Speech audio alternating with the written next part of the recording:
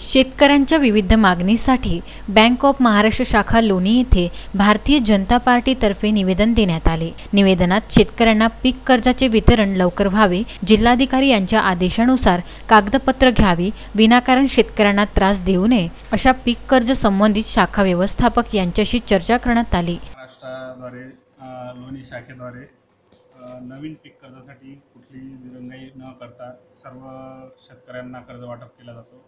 नवीन पीक कर्जासाठी आपण 7/12/8 फेरफार आणि नकाशा आणि एक कर्ज नसल्याचा ॲफिडेविट घेतो आणि लागणारी स्टॅम्प ड्युटी आहे जी रकमेनुसार असते ती सांगितल्या जाते।